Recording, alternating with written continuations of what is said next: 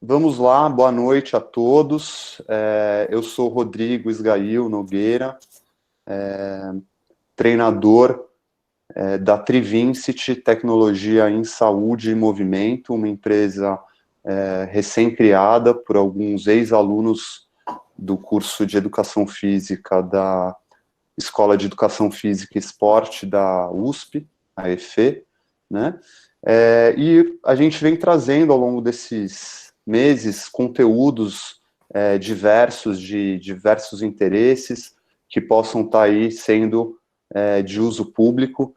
E hoje viemos aí convidar, e ficamos muito, muito contentes com a aceitação do Bruno, do professor, mestre Bruno Modesto, que é bastante conhecido de todos, muito querido, e que, dentre outras, né, é extremamente estudioso dessa temática que a gente vai estar apresentando hoje, que é o suporte básico de vida, né, que é o conhecimento que salva vidas, apresentando, então, a atualização das diretrizes publicadas pela American Heart Association na semana passada, né. Então, o Bruno, ele, apesar de jovem, né, ele tem um vasto currículo, ele é mestre em ciências pela EFE, né, adquirindo esse título em 2017, né. Ele é educador físico, educador da Escola de Educação Física e Esporte, estando à frente aí como coordenador de diversos cursos de extensão, como o projeto Exercício Coração, atividade física orientada e controle alimentar para pessoas obesas, o programa de treinamento continuado em suporte básico de vida, além de pesquisador e membro do Laboratório de Hemodinâmica em Atividade Motora, o LAHAM, atua desde 2008 como instrutor em primeiros socorros, sendo certificado, então, pela American Heart Association. Nossa, e é tanta coisa aqui, Brunão, que depois você dá mais uma Pode deixa aqui. pode Não, cortar mas, que... olha, não, mas tá bom. Você, apesar de mais novo, parece mais velho que eu, mas o seu currículo é mais extenso, então não tem problema. Brunão, parabéns pelo currículo. Eu queria, então, já para passar a bola para você, falar que trazer alguns dados bastante impactantes que são apresentados aí para alguns órgãos, né, de saúde. E entre eles, aqui a gente tem um retrato das mortes por parada cardiorrespiratória no Brasil e no mundo. Então, assim, alguns dos dados mostram que ao longo dos últimos anos, mais de 135 milhões de pessoas morrem anualmente por doenças cardiovasculares no mundo, né? Número muito maior, né, se você pegar o total de óbitos já contabilizados pela Covid-19, que contabilizam aí 1,2 milhão, talvez esteja próximo disso já. No Brasil, a gente tem aproximadamente 360 mil mortes anualmente, né, por doenças cardiovasculares, e estima-se que entre elas 50%, quer dizer, 180 mil mortes, quase 200 mil mortes, estejam relacionadas a doenças coronarianas, né? E 80% desses óbitos acontecendo em ambiente extra-hospitalar, ou seja, no meio da rua mesmo, né? E desses, apenas 10% no máximo conseguem receber uma alta hospitalar, né? E isso faz, então, né, Brunão, torna aí essencial a formação de novos socorristas, né, a preparação de socorristas, eu acho que trazendo essa deixa que você colocou da American Heart Association, que todo mundo deveria ser um socorrista, né? Então, conta um pouco para a gente aí de como que surgiu essa temática, por que isso é importante. Traz aí, fica à vontade, Brunão, a bola está com você, vamos lá. Então, vamos lá, Rodrigo, obrigado pelo convite de estar aqui hoje. Eu acho super importante disseminar essa informação, para que a gente, de fato, possa aumentar o número de pessoas que tenham chance de sobrevivência no caso de uma parada cardiorrespiratória, né? Eu vou compartilhar alguns slides com vocês, dando um pouquinho mais, ilustrando um pouco mais esse assunto e trazendo informações que podem colaborar, né, com essa explicação que a gente acabou de apresentar. Então, primeiro, obrigado pelo convite, é uma satisfação estar aqui com você, que também passou comigo em diversos projetos, então também tem um viés aí nos seus comentários, mas eu fico muito feliz de ver você se formando, ver você abrindo sua própria empresa, né, ver você empreendendo nesse nosso país, e ainda assim se preocupando também em passar essa informação que é tão importante. Então, a gente vai falar o porquê que ela é tão importante, e eu vou começar mostrando para vocês aqui na tela, e aí você só me dá o ok se vocês estão vendo algumas coisas que eu vou mostrar para vocês na sequência.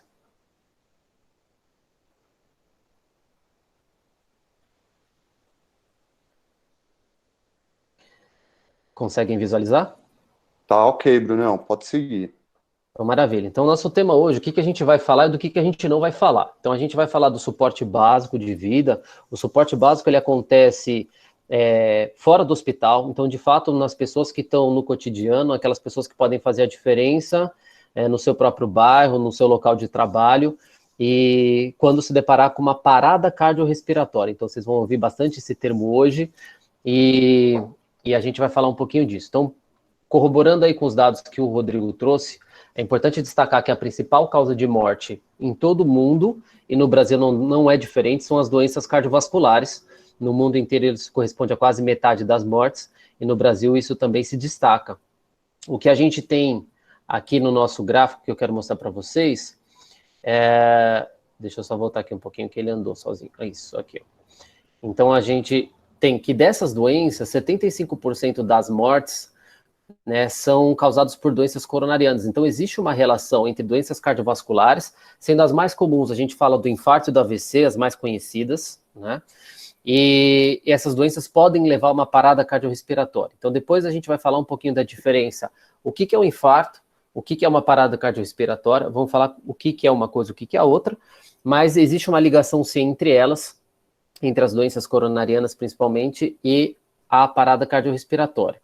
Eu vou mostrar aqui no vídeo, primeiro, para ilustrar que a morte súbita, né, essa parada cardíaca, que eu vou chamar de parada cardíaca hoje, para facilitar um pouco o entendimento daqueles que não são profissionais da saúde, ela pode acontecer em qualquer hora, com qualquer um, e em qualquer lugar. Então, esse vídeo, ele mostra um compilado de casos de paradas reais, e eu vou mostrar para vocês, acompanhem.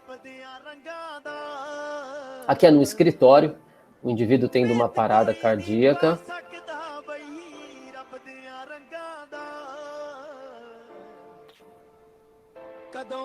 Que repentinamente, ele literalmente cai duro. Na prática esportiva, isso acontece com uma certa frequência.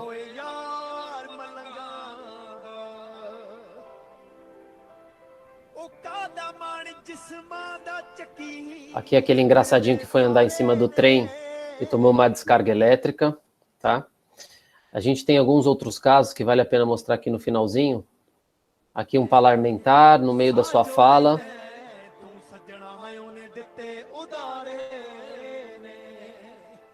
Durante a prática de atividade física em academia. Esses são mais comuns. Aqui a gente tem um indivíduo sendo atendido num espaço público, era o próximo caso. E aí a grande pergunta que fica é se vocês, né, que estão aqui presentes, saberiam exatamente o que fazer quando se deparar com esse tipo de situação que a gente percebe que é uma situação extremamente grave, né? E aí, para dar suporte ao que a gente vai conversar hoje, vale a pena falar um pouquinho do histórico desse conhecimento. O conhecimento da reanimação cardiopulmonar já tem mais de 50 anos. Desde 1974, a gente tem a publicação desse conhecimento em revistas importantes internacionais. Então, a gente consegue ver aqui na JAMA, em 74. Em 2005, isso no Brasil tomou maior corpo, porque a gente teve um famoso caso que aconteceu passado em televisão nacional, né? Que foi o Serginho, do São Caetano, jogando contra o São Paulo no Morumbi. Ele teve uma parada cardíaca, foi atendido dentro do campo. Existiram alguns erros que foram feitos, por exemplo, no momento de buscar o desfibrilador externo automático, que é algo que a gente vai falar aqui hoje também, que é fundamental para aumentar a chance de sobrevida. Esse desfibrilador que estava dentro da ambulância, a ambulância estava trancada. Então, apesar dele ter recebido os procedimentos de reanimação cardiopulmonar, que é a RCP, em campo pelo médico do São Paulo, tanto quanto pelo médico do São Caetano, quando eles precisaram do suporte do desfibrilador externo automático, ele não estava presente, não estava disponível, e aí, quando você tem uma parada cardiorrespiratória, a maioria delas acontece por motivo cardíaco, como foi o caso dele, mesmo sendo atleta, e sem o uso do DEA, a chance de sobrevivência é extremamente baixa, e até por isso ele veio a falecer. Então, isso aconteceu em setembro de 2004, então em 2005 a gente teve a publicação internacional das diretrizes, e aqui no Brasil começou-se a falar bastante, ganhar mais notoriedade esse assunto, mas vale ressaltar também que em 1992, 93, foram os primeiros médicos do nosso país a fazerem esses treinamentos, tanto de BLS, que a gente chama de Basic Life Support, que nada mais é do que o suporte básico de vida, mas também do suporte avançado de vida. Por exemplo, a doutora Cecília, eu trabalhei com ela há algum tempo, ela estava entre os primeiros, a Yara, também lá do Hospital Albert Einstein, ela trabalha com pediatria, foi uma das primeiras, uma das precursoras, uma referência na área para a gente também. E aí, a última diretriz publicada até então foi em 2015, que era a diretriz que faz com que dita, né, quais são os procedimentos que tanto o pessoal do suporte básico quanto o do suporte avançado devem realizar. Em 2019 saiu o primeiro documento nacional através da Sociedade Brasileira de Cardiologia, e agora, mais recentemente, no dia 21 de outubro desse ano, ou seja, a menos aí de um mês, foram publicadas e atualizadas as novas diretrizes da American Heart, que eu vou deixar para o final para comentar algumas mudanças, algumas notoriedades que tem em relação às demais antepassadas. Mas o que vale a mensagem aqui é que cada vez mais as diretrizes elas são feitas no sentido de simplificar a informação, para que qualquer pessoa, seja leigo, profissional da saúde, né, que atua, seja fora do hospital ou dentro do hospital, possa atuar e fazer a diferença, né, com procedimentos simples. Então, a gente vai comentar, inclusive, que esse conhecimento, ele está sendo cada vez mais também proposto para que seja ensinado em escolas, para que seja ensinado em clubes, né, e que isso ganhe, de fato, uma massificação na nossa comunidade, na nossa sociedade, aumentando a chance de sobrevivência. Então, em relação ao histórico das diretrizes, a gente tem mais de 50 anos de conhecimento, né, mas a gente tem os principais documentos expostos aí para vocês.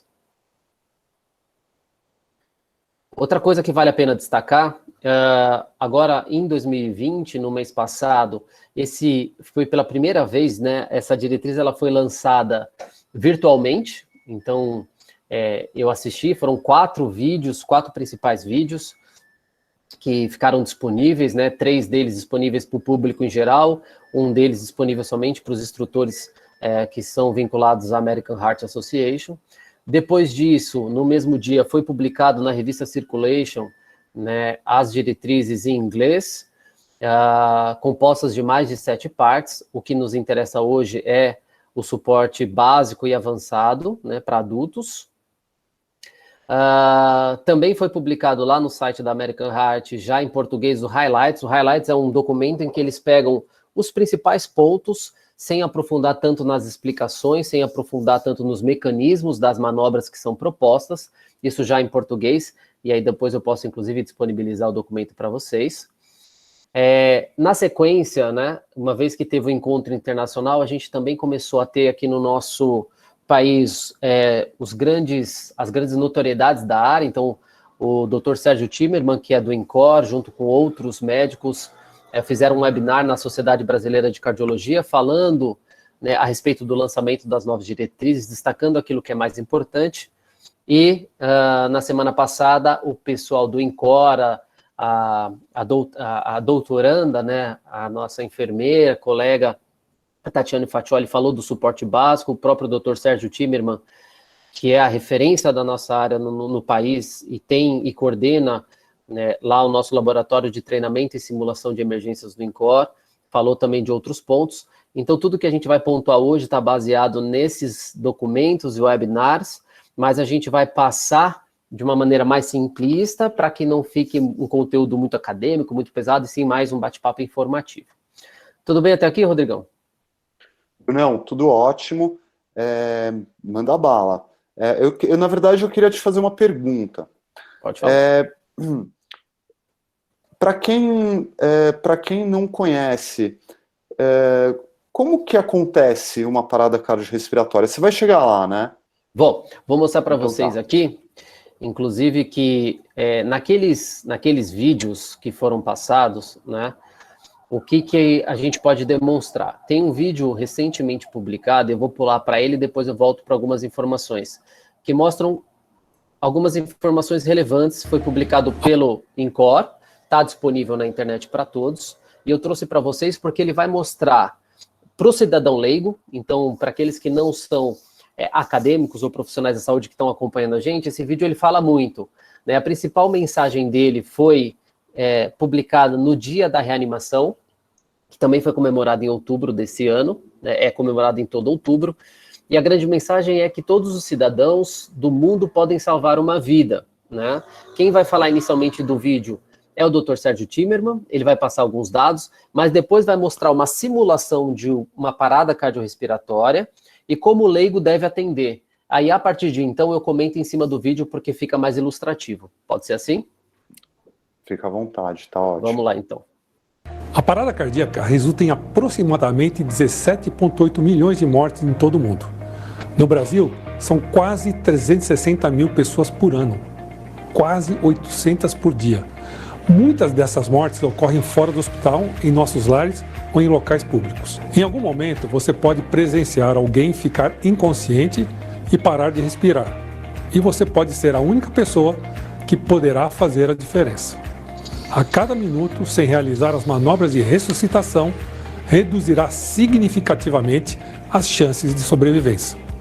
Siga os passos simples demonstrados nesse vídeo para salvar a vida. Devido à pandemia causada pela Covid-19, há cuidados muito simples que você pode tomar para reduzir a contaminação e mesmo assim continuar salvando vidas. É hora de agir. Se você vir uma pessoa caída no chão, toque nos ombros dela e pergunte: "Você está bem?" Se a pessoa não responder, ligue 192 ou para o serviço de emergência local. Coloque o telefone no viva voz e siga as instruções do atendente. Enquanto isso, verifique a respiração da pessoa por 5 a 10 segundos. Ela não está respirando? Coloque um pano no rosto dela para proteger você de potencial transmissão do coronavírus. Depois, inicie as compressões. Estique os braços, coloque a base de uma das mãos no centro do tórax e comprima com força. A cada compressão, deixe o tórax retornar à posição normal. O pulso ainda pulsa. Siga o ritmo da música para manter a frequência adequada das compressões. O pulso ainda pulsa. Só pare se a pessoa se movimentar ou o serviço de emergência chegar. Brunão, pode falar, Rodrigo. Tem como a gente depois fazer uma simulação com o pessoal, cada um aí na sua poltrona, fazendo assim só fazendo o movimento para... A gente tem aqui um manequim, a gente pode no final fazer uma simulação sim. Legal. Eu acho que fica interessante aqui a gente pontuar, deu para ver no vídeo, e aí a gente pode até interagir nesse momento. Então, para determinar que de fato é uma parada cardíaca, diferente de um desmaio, ou diferente de um infarto, né, a gente precisa atender 3 critérios. O primeiro critério é o indivíduo estar inconsciente, o indivíduo desmaiado. Então, ao presenciar alguém que tem um colapso súbito, ou seja, sem nenhum outro momento aparente, essa pessoa apaga, a primeira coisa importante é verificar se ele está acordado ou desmaiado, né? Para determinar uma parada cardíaca. A gente vai falar da sequência de ações, mas para ser uma parada cardíaca, obrigatoriamente o indivíduo tem que estar inconsciente, ele não vai ter respiração, ele não vai respirar, e ele não tem pulso também. Então, uma vez que esses 3 critérios são atendidos, você pode falar de fato que você tem uma parada cardíaca ou cardiorrespiratória, o termo mais correto. O que é importante destacar aqui é que os leigos, né, que são aqueles que não são profissionais da saúde, eles não checam pulso, e a gente vai falar isso daqui a pouquinho.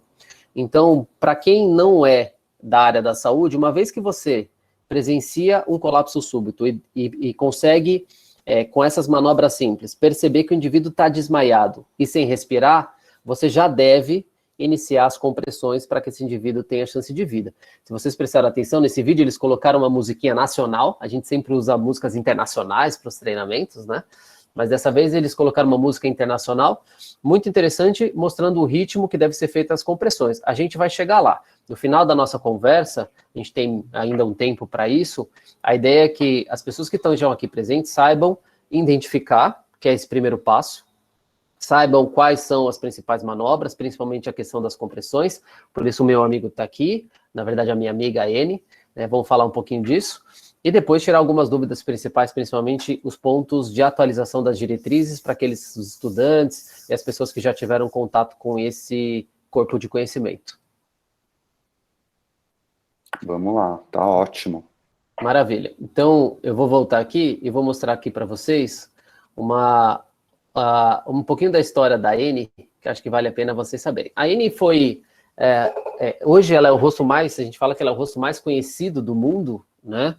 Porque a história dela, na verdade, é que, sem um motivo conhecido, foi encontrado uma moça, né, no Rio Sena, por isso que ela é chamada de a garota do Rio Sena, né? E que as pessoas tinham, naquela época, né, que eram desconhecidas e acabavam tendo esse tipo de, por exemplo, de acontecimento, né, pode ter sido um suicídio, pode ter sido até algo violento, mas o fato é que não se soube até então o que causou a morte dessa moça, né, ali no século XIX, mas em um dado momento, esses rostos daquelas pessoas que procuravam ser reconhecidas, eles eram expostos, né? E um médico que é da família Lerdow, na verdade, ele teve um filho dele, um afogamento com o filho dele quando criança. Isso quem contou pra gente foi o Dr. Carl Kern, num evento que teve lá no INCOR, muito bacana. Então ele conseguiu, através de manobras de reanimação, salvar o filho. E aí, a partir de então, ele resolveu produzir, ele já tinha uma fábrica de bonecas, ele começou a produzir manequins que pudessem mimetizar o funcionamento do corpo humano, tanto adulto quanto criança, e ele escolheu aquele rosto, né, que foi desconhecido por um longo tempo, que não se sabe até então, de fato, né, a história familiar, mas foi um rosto que estava exposto, e ele viu esse rosto exposto e escolheu esse rosto para fazer esse manequim que vocês estão vendo agora. Óbvio que ao longo dos anos ele passou por uma série de aprimoramentos, a gente vai até comentar um pouco isso, dispositivo de feedback, que durante o treinamento ajuda a entender se você está fazendo as compressões na qualidade correta, mas a história desse rostinho aqui que vocês estão vendo vem lá do século XIX, e aqui na reportagem no Brasil diz que ele já salvou mais de 2 milhões de vidas, porque ele é usado em treinamentos, mas no site da American Heart a gente tem uma segunda imagem que diz, e também foi exposto isso para a gente nesse simpósio, que desde 1960 até 2018, estima-se que mais de 5 milhões de vidas foram salvas aplicando o conhecimento das manobras de reanimação cardiopulmonar, de ressuscitação cardiopulmonar, né, que é a RCP, né, com manobras simples que são difundidas em treinamentos tanto presenciais e agora também na modalidade híbrida. Então, vale a pena trazer esse ponto aqui para vocês, em relação à história da boneca Ene, né? Nossa, muito, muito interessante, e assim, sempre aprendendo com você, né, Brunão, porque já faz alguns anos que a gente está junto, e eu não me lembro dessa história, creio que seja também um simpósio mais recente, mas olha que mensagem importante. Pois né? foi um acontecimento legal. na família do Dr. Lerdow, né, que acabou impactando ele de tal forma que ele resolveu criar esses manequins, e que hoje a gente vê esse número de pessoas, possíveis pessoas, de pessoas salvas ao longo desde 1960. Outro recado que vale a pena destacar aqui é que, apesar desse conhecimento ser já um conhecimento ele é, de certa forma, recente, mas já vem evoluindo ao longo dos anos. Se sabe, nas novas diretrizes publicadas agora em 2020, que menos de 40% dos adultos recebem as manobras de reanimação cardiopulmonar iniciadas por algum circunstante, por alguém que está passando. Ou seja, menos da metade das pessoas que tem esse colapso súbito acaba recebendo atendimento. E aí é óbvio que se menos da metade das pessoas recebem atendimento, a chance de sobrevivência ela é muito pequena, né? E ainda assim, não só não recebe o atendimento por aqueles que presenciam, e por isso, esse é o grande objetivo da gente estar conversando aqui hoje, que você aí na sua casa, que você no seu local de trabalho, saiba fazer as manobras simples, mas que podem salvar vidas, né? E um outro dado que chama bastante atenção é que menos de 12% desses indivíduos foram ou receberam a aplicação do DEA, que é aquele aparelho que dá choque. Ele chama, o DEA significa desfibrilador externo automático. Ele está presente em locais de grande circulação, a gente pode comentar um pouquinho mais para frente, né? Mas menos de 12% das pessoas acaba tendo a aplicação do choque antes da chegada do serviço médico de emergência, que no caso aqui do Brasil a gente está falando principalmente do SAMU. O que isso quer dizer? Que se a gente estiver aqui conversando, e aí próximo ao local da residência de vocês, uma pessoa tem uma parada cardiorrespiratória, a chance dela ter alguém que esteja presente, que seja um vizinho, que saiba treinamento, é muito pequena, né? E que essa pessoa ainda, além do treinamento das manobras, saiba usar um aparelho que foi criado para ser usado por leigos, né? Que é o desfibrilador externo automático. Então a nossa missão, junto com, né, da American Heart, ela coloca da seguinte forma: existe uma meta a ser atingida, né? Uma vez que menos de 5% dessas pessoas sobrevivem, eles querem aumentar, na média no mundo, essa média de 8% de sobrevivência extra-hospitalar. Então, olha que número assustador. No Brasil, a cada 100 pessoas que têm uma parada cardiorrespiratória, só 5 delas sobrevivem. Essa é a média no Brasil. Quando a gente olha no mundo, a cada 100 pessoas, só 8% ou 8 delas sobrevivem. E aí a American Heart colocou uma meta, um gol a ser atingido, né, ao longo do planeta todo, que basicamente a estimativa deve ser dobrada com treinamento, né? Então, nos Estados Unidos, a meta é que chegue-se a 100 mil pessoas salvas no ano na Europa, 80 mil pessoas salvas no ano nos Estados Unidos, e que no Brasil a gente tenha anualmente salvo cerca de 60 mil pessoas, se a gente conseguir atingir a meta, né, que é proposta. E como é que a gente atinge a meta? Fazendo o que a gente está fazendo agora, disseminando esse conhecimento, mostrando que existem locais que você pode receber esse tipo de treinamento, tanto locais acadêmicos quanto outros locais, empresas, e que a gente vai comentar um pouquinho mais para frente. Até aqui, Brunão, tranquilo? Brunão, duas coisinhas só. Primeiro que, assim, eu queria chamar a atenção de uma coisa que eu acho que foi, assim, me marcou muito quando você falou a primeira vez, né, que eu fiz o curso com você, ainda na EFE, que você falou assim, quantas pessoas que você conhece ao seu redor, né, que saberiam prestar um socorro, né, no caso de uma parada cardiorrespiratória. E aí eu fiquei pensando, assim, olhando realmente, e não é exercício muito difícil de se fazer, e você fala, não, realmente, se acontecer alguma coisa, provavelmente essa pessoa não vai conseguir ter o atendimento tão rápido, né, quanto ela deveria. Então, de fato, é extremamente importante, né, que esses conteúdos seguir. Tem uma dúvida aqui que o pessoal ficou, e aí se você puder explicar a questão dos 40%, o pessoal quer saber aqui que dado que é esse especificamente, você pode esclarecer aqui antes da gente seguir? Aqui, pessoal, a gente está falando o seguinte, a gente está pontuando sobre atendimento extra-hospitalar. Então, o que a diretriz chama atenção é que no nosso cotidiano, né, daquele número de paradas que possa acontecer ao longo de um ano, somente 40% delas recebem atendimento de algum circunstante. Os outros 60% não recebem. Ou seja, mais da metade não é atendida por alguém que está passando naquele cenário, né? Então, esses são os 40%, não é 40% é atendido por leigo e 60% é atendido por profissional de saúde, não é esse o dado. O dado é ainda mais alarmante. Do total de atendimentos ou de paradas que acontecem, né, somente 40% são atendidos por alguém que está no local passando, que tem esse tipo de conhecimento. Esse é o dado que a gente traz aí para vocês. O Danilo causando polêmica aqui, né? Não, é que eu realmente não entendi, porque pelo que estava escrito eu tinha entendido que era 60% por profissional da saúde e 40% por leigo.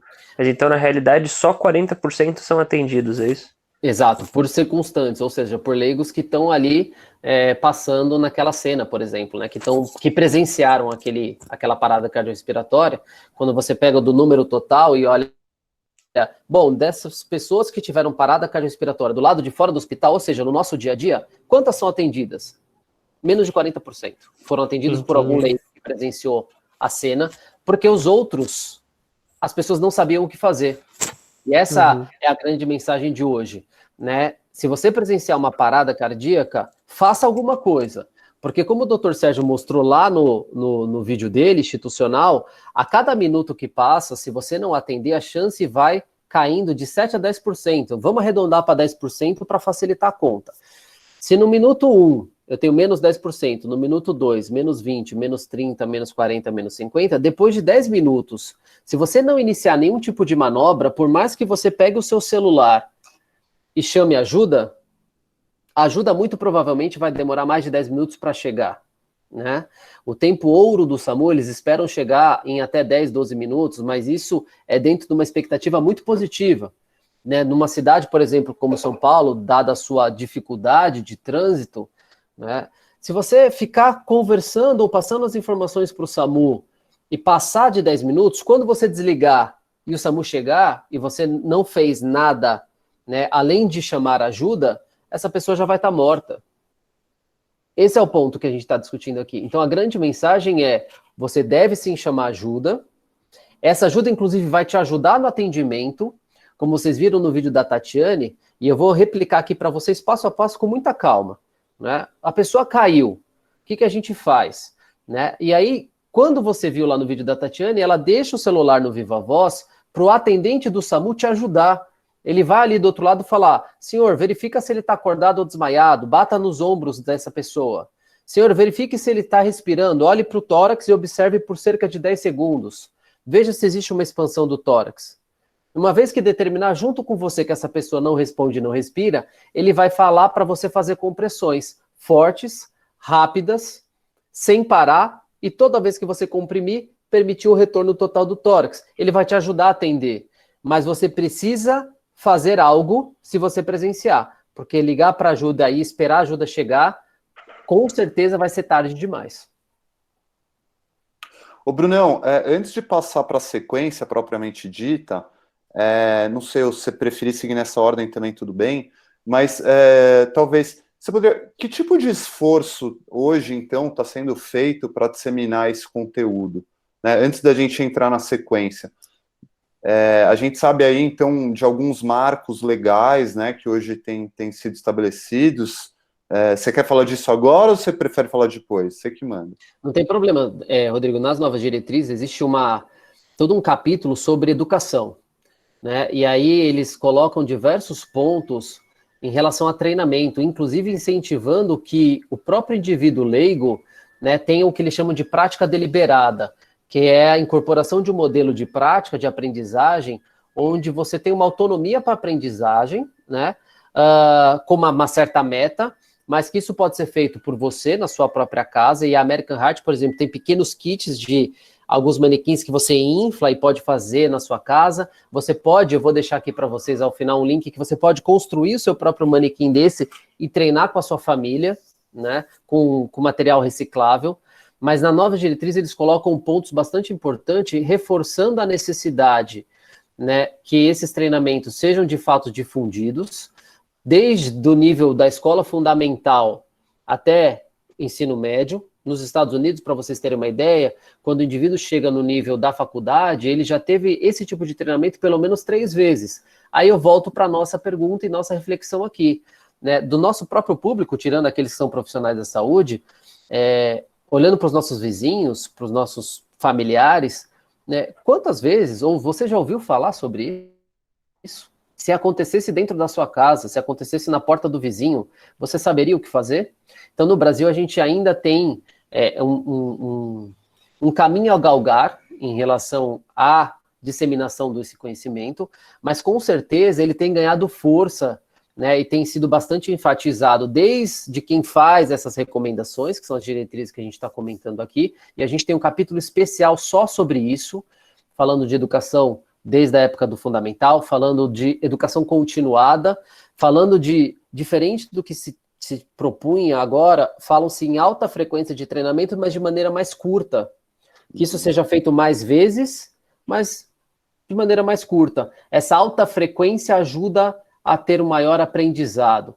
A gente tem outros pontos importantes que a diretriz também traz sobre isso, né, para treinar aquelas pessoas que presenciam a cena, ou seja, o treinamento do leigo, para que o leigo não tenha medo de fazer esse atendimento. A gente vai pontuar isso daqui a pouquinho, né? O treinamento do leigo, se ele errar, o que acontece? Se ele achar que está tendo uma parada, começar a comprimir alguém, ele pode mais prejudicar do que ajudar? É uma pergunta muito válida que a gente tem que responder ainda hoje para vocês, né? Então, os leigos sim devem receber treinamento, como responder às vítimas, como atender essas vítimas. Então, tem sido feito um esforço, e a nova diretriz, Rodrigo, está com um capítulo especial sobre isso, no próprio Highlights, que é o documento em português resumido, tem essas informações.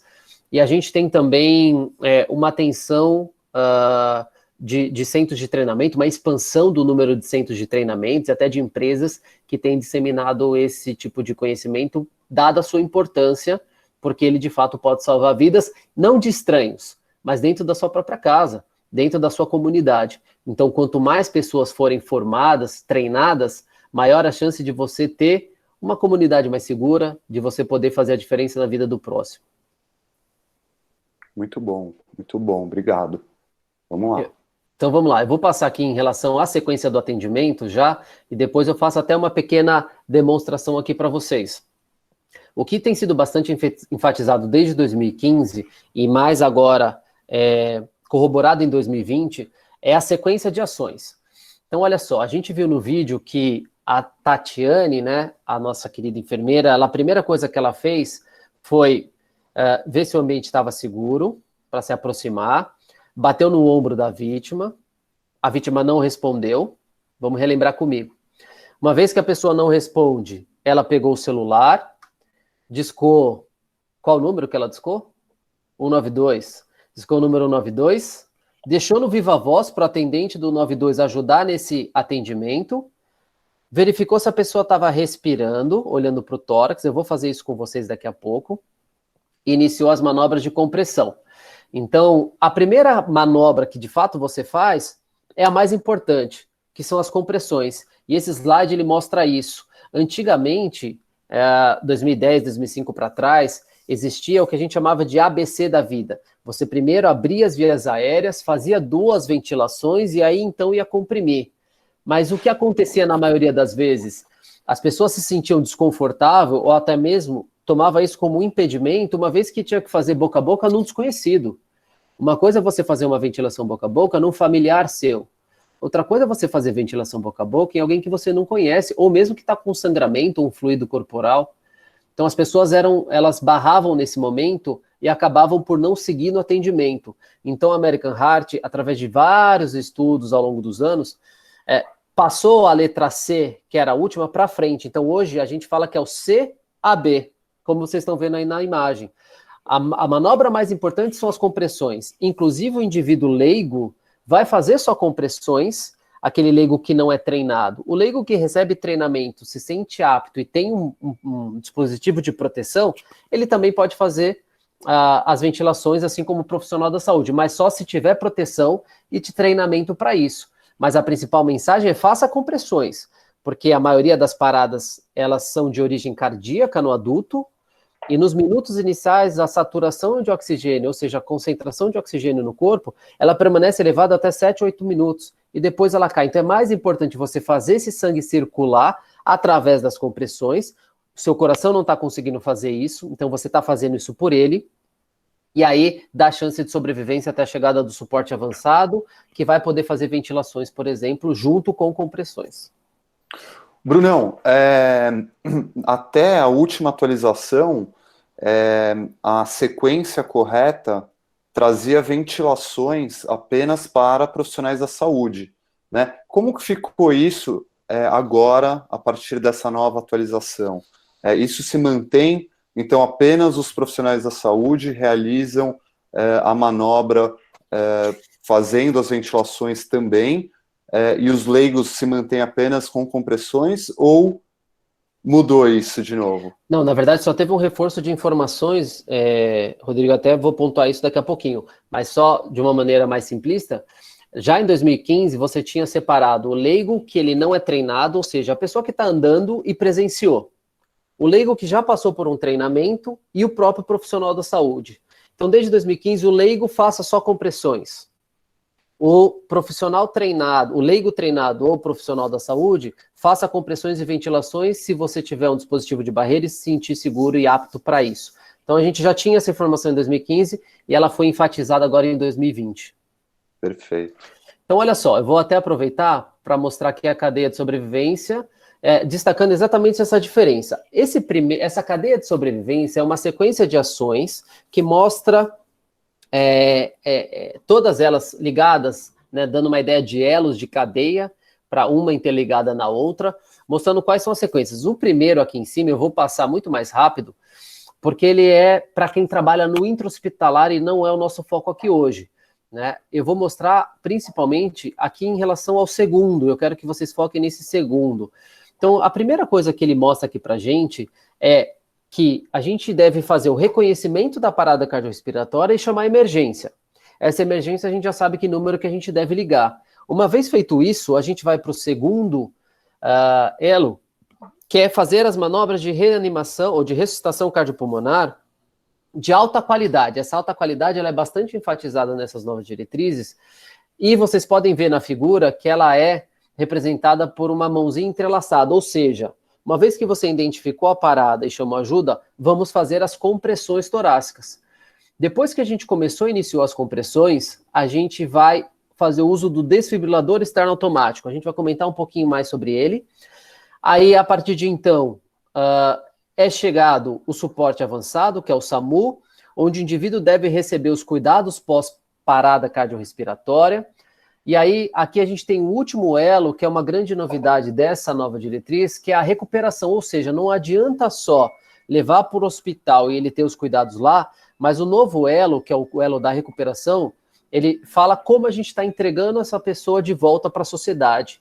Então, no INCOR está sendo criado, né, de maneira inédita, um centro de ressuscitação cardiopulmonar e de cuidados exatamente para fazer com que esse elo seja cumprido, que é entregar com qualidade, através de um trabalho multiprofissional, com diversos profissionais, esse indivíduo de volta para a sociedade, depois dele passar por algo tão grave, né, dentro da vida dele, dessa emergência, né? Quer dizer, não é a posição de recuperação, né? Não é a posição de recuperação, e sim a recuperação do indivíduo que teve uma parada cardiorrespiratória. Essa sequência aqui, a gente vai deixar ela bem mais simples agora, falando sobre o treinamento. Então, olha só que bacana. Já comentei que isso pode ser simples. Aqui a gente tem uma imagem de um bebezinho aqui brincando no manequim, mas já com uma ideia de compressão, né? Bem legal. E a gente tem aqui a historinha bem rápida de um médico, na verdade ele não era um médico, ele era um bombeiro que ensinou a própria filhinha de 3 anos a atender, né, no caso de uma emergência de parada cardíaca. Olha só. Esse filme é incrível.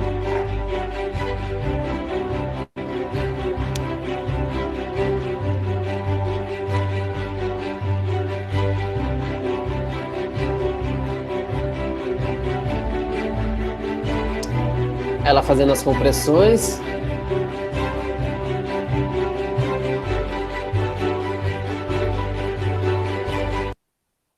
Mostrando que não tem idade, na verdade, para começar a aprender. E aqui eu tô vendo a bebezinha loirinha, eu lembrei até aqui tô vendo o Vicente aqui na nossa live, do Michel, a filhinha dele. Aí a gente já tem uma atividade para um domingo, Vicente. Ensinar o Michel e a filhinha, né, que eu vi eles lá no sítio, todo mundo super feliz. A gente já tem uma missão para um domingo à tarde, que é passar esse conhecimento dentro da família. Então, olha que tem sido cada vez mais simplificado, isso pode ser ensinado já para crianças, né? Aqui vale a pena a gente destacar, e aí eu vou começar agora já a tomar uma direção para a gente se deixar a mensagem principal. Como a gente faz? Vou usar o manequim para demonstrar, mas a primeira coisa que eu já quero diferenciar para vocês é que a parada cardiorrespiratória ela é diferente do infarto. Essa é uma confusão bastante recorrente que acontece, né? O infarto ele é um problema de circulação. Você acaba tendo uma obstrução numa artéria importante do coração, essa obstrução faz com que não consiga, o fluxo sanguíneo seja interrompido, obstruído, sendo que então esse pedaço do coração ele acaba tendo uma necrose ou mesmo, né, o que a gente fala que esse pedaço do coração que deixa de receber sangue e oxigenação morre. Esse é o infarto. Mas no infarto, se a gente lembrar, sintomas clássicos dele são dor no peito, a pessoa tem uma dor ou pressão no peito muito forte, que irradia para a mandíbula, para os braços, para a parte superior das costas. Se você tocar nela, ela vai estar suando frio, gelado, né? Ela vai estar com sensação de náusea. Mas vamos ver se ela atende aqueles 3 critérios para ser uma parada cardíaca. No infarto, o indivíduo está acordado ou está desmaiado, Rodrigo? No infarto, ele está desmaiado, ele está... Quando ele está... Não, no infarto ele está acordado. No infarto ele está acordado. Ele está representando e está tendo todos esses sinais, sim. né? Sim, sim. Ele respira ou não respira? Ele ainda respira. Respira, ele tá... Muitas vezes ele até vai com o próprio infarto até o hospital, né? Exatamente. Infartando, né? Exato. Agora, o infarto pode levar a uma parada? Pode, mas lembre que para ser parada cardíaca é diferente. A origem é uma origem de um problema elétrico no coração, né? Então, o coração agora de vocês, aí sentados assistindo esse bate-papo, ele contrai e relaxa. Um efeito de bomba, contrai, relaxa. Na maioria das vezes, na parada cardíaca ou cardiorrespiratória extra-hospitalar, a principal causa é um problema elétrico, como vocês estão vendo na figura. E aí o coração começa a fazer dessa forma. Ele começa a tremer, ele começa a fazer com que ele não tenha mais a função de bomba. E aí o fluxo sanguíneo que ele gera não acontece mais. Então, aqui a gente já diferencia o infarto da parada cardiorrespiratória. Lembrando que na parada, uma vez que o coração está assim e não consegue bombear o sangue, você deixa de ter consciência, você deixa de respirar e deixa de ter pulso. Vamos seguir mais um pouquinho.